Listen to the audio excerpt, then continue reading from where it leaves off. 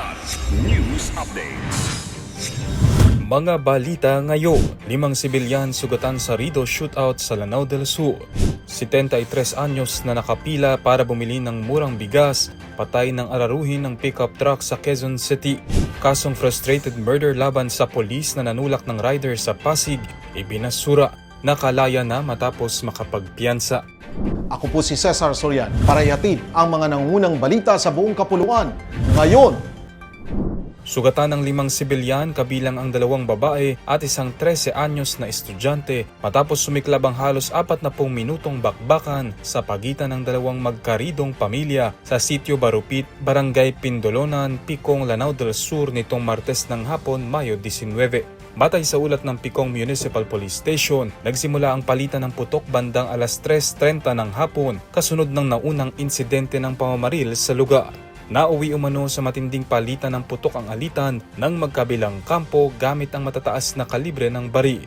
Agad na nagsagawa ng hot pursuit at dragnet operations ang pinagsanib na puwersa ng pulisya at militar laban sa 9 na suspect na tumakas patungong mabundok na bahagi ng Puwalas, Lanao del Sur. Patuloy naman ang investigasyon ng mga otoridad.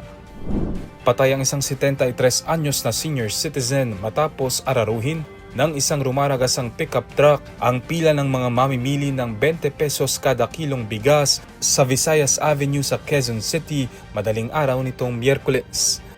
Ayon sa ulat, nangyari ang insidente bandang alas 3:45 ng umaga sa harap ng Bureau of Animal Industry kung saan maagang pumila ang mga residente upang makabili ng subsidiya na bigas.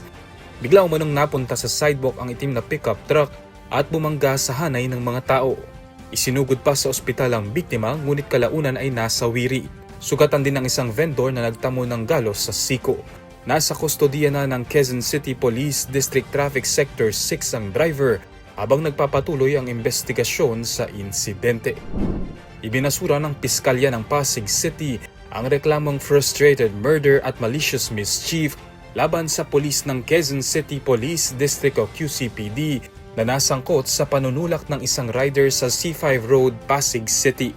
Ayon sa abogado ng pulis na si Attorney Ariel Inton, ibinaba ng Pasig City Prosecutor's Office sa slight physical injuries ang kaso laban sa kanyang kliyenteng si Police Staff Sergeant Erwin Bakiran Lagua. Nakalaya rin si Lagua matapos makapagpiyansa ng 3,000 pesos. Nag-ugat ang kaso sa viral video noong Mayo 12 kung saan makikitang umano'y itinulak ng pulis ang kapwa rider habang bumabiyahe sa C5 na nagdulot ng magkahalong reaksyon mula sa publiko. Nauna namang binatikos ni NAPOLCOM Commissioner Vicente Calinisan ang paghahain ng mas magaang reklamo sa insidente habang iginiit ng kampo ng pulis na walang sapat na basihan ang reklamong frustrated murder.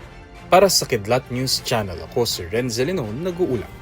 ako po si Cesar Soriano, kasama nyo sa bawat pagputo ng balita.